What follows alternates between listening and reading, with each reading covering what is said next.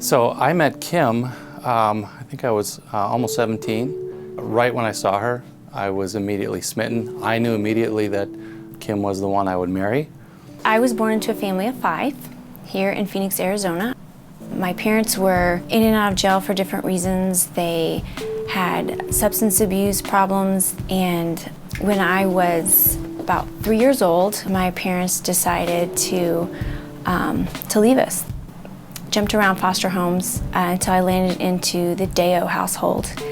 They were a wonderful Christian family. I was raised in the church, became a Christian at the age of 9. And around age 21, I had a phone call from my brother saying, "Kimberly, I've found our parents."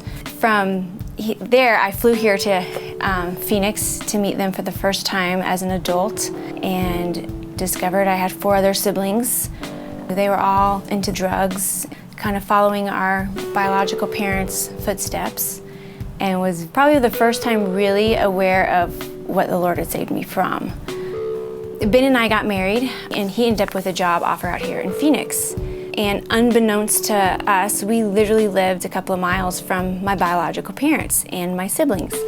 So we definitely felt like the Lord had that was a purpose, that had reason.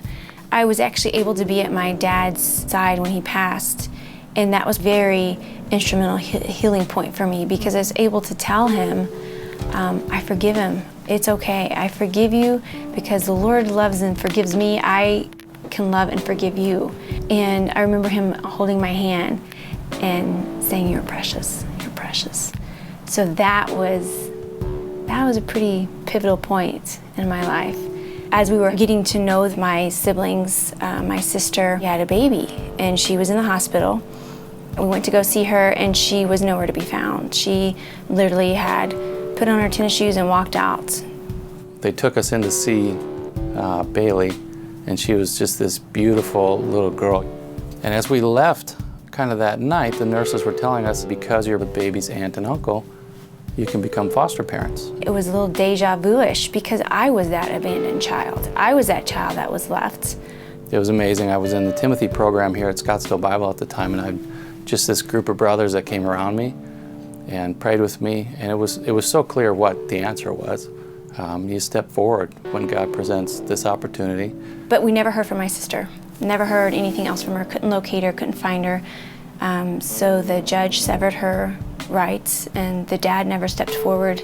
So his rights were severed, and we adopted her. We made her a Lentz. So we were all happy, very thrilled. The older kids, Sophie and Avery, were just giddy to have another little sister in the house. And about a year later, we found out that my sister was pregnant again. I was definitely scared spitless. Okay, Lord, what are you doing? You know, felt like I had my hands full. I was scared to death of, did I have the energy and the strength to do another baby with knowing what we had gone through with Bailey? But the Lord gave me Psalms 29, the last verse. He said, "Kim, I got this. I'll give you strength, and I'll give you peace of mind." And Wesley also became a Lentz. So now we have 5 kiddos: Sophie, Avery, Carter, Bailey, and Wesley. It was amazing watching my husband with the kids and love these kids as his own. He has been my best friend. He's been amazing. It's literally indiscernible which one is mine and which one's adopted, but both of them have just completed our lives. They bring such a different element. A typical day in our life is one of very little sleep. 6:15, we've got a bed full of children, and from that we launch into full-on, unadulterated chaos. And as I look back, it's been 4 years.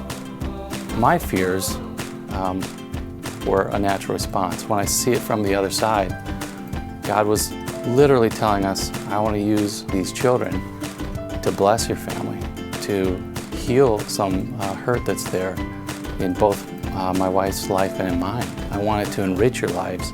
So it's pretty amazing. My name is Ben Lentz. My name is Kim Lentz. And this is our story.